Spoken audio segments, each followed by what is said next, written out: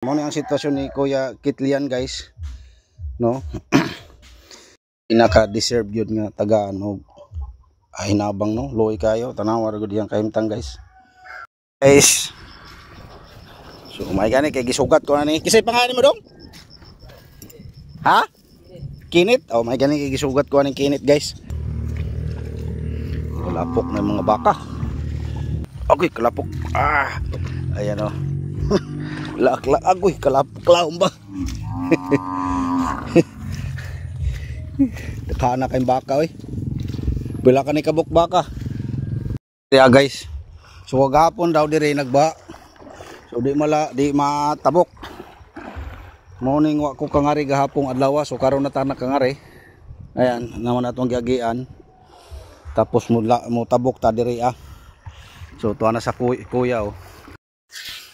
Tas mo di dire ang palibot no. So naara ilang balay diha guys. So na niya mga silinganan. So diri ta agi ning kalibunan. Yeah.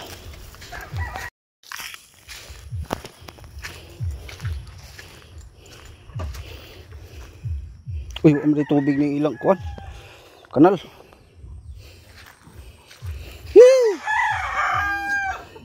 May buntag niyo da.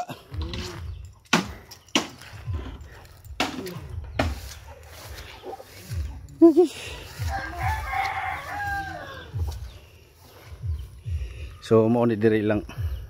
Kani. Oh, may ambotag ate. Mo ni ilang balay ni kuan. Kitlian. May buntag pod. Asa to? Oh, dara.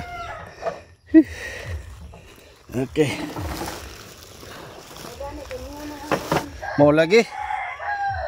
Baha gahapon eh. Gahapon. Pirsi magong uwana, marim ta ko gahapon niya kay uwan nagbuntag ang uwan. Buntag yun. So mo ni ang nanay ni Kitlian guys. Guys. Si Marites. So si Ate Marites no. Tapos mo ni ilang balay no. So sa mga viewers nako nakakita naman siguro mo sa unsay sitwasyon ni Kitlian. So deserve mo po nila guys nga matagaan nato og ari nato ihatag ang gihatag sa sponsor no nga mga groceries o bugas. Kumusta naman si Kuya Kitlian? Ano sir? Sus, lapokan ako, kasakal ako. Sa man lapok man ko. Hindi ko kuan. Sige lang sir. Ayo, lapok. Uy, kinuko. Ibaw mang lapok. Lapok. So ato sudlon diri si kuan guys, no. Kitlian. Tunog na ta diri. Pati kalapok gyud sa kuntiil, maikod mo ta diri. Agoy. Sir, kay lapok man. So mo ni si Kitlian. Dong, kumusta ka naman dong?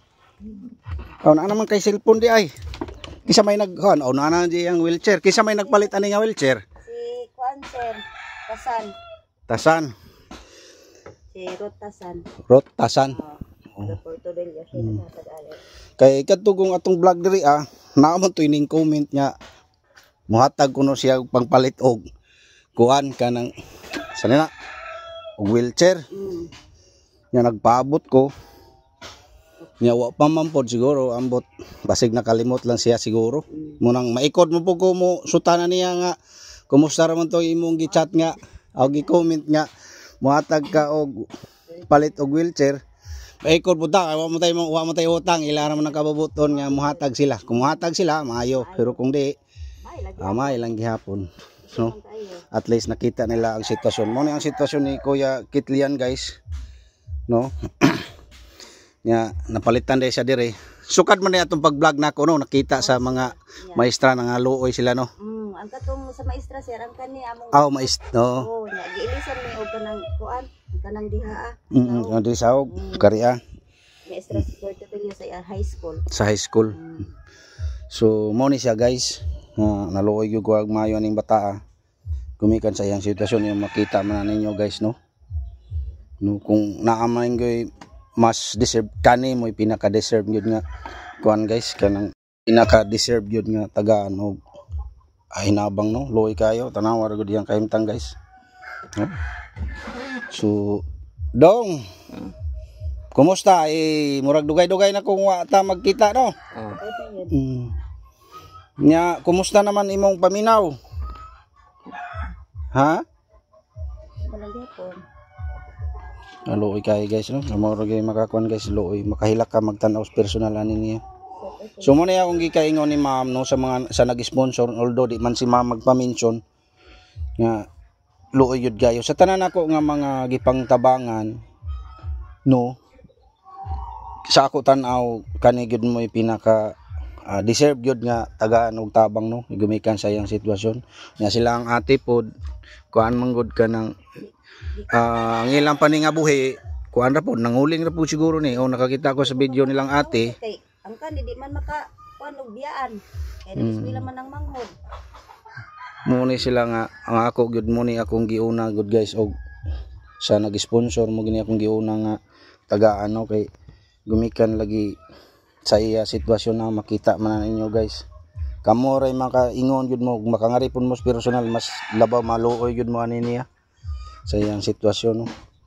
So ako yung tay pasalig ani sila ha nga ako unta kuanon ilang balay pero unsaon man gud guys nga hingkalit man gyud og kuan ako ang account no kung Facebook hingkalit og bar down gyud ang income at di na jud kaya mo support kog parte ani sa balay no mo bitaw nga nahibong siguro mo anong wala na koy charity gumikan kay ang akong income pod ning gamay jud ag maayo lisod na pag-abot og 10,000 ang monthly ngunang di nako ka kuan gyud kay naamang gud po koy di kuan ni giatimano nga si Ate Esther so lisod man kay kumutabang pakos uban nga naapog koy kinahanglanon og matagbuan o mga galastuhan no. So nagpasalamat ko ni ma'am nga nag-sponsor although di lagi siya magpa-mention siyang pangalan nga ninghatag siya para nila atlik ni Kitlian no. So mao ni ate ning bugas nga karipong grocery. So naa diri ang resibo ate di na lang siguro nako kanon or ato pa ning bungkason. Sige yatag na nay kuan para makita po sa tong sponsor nga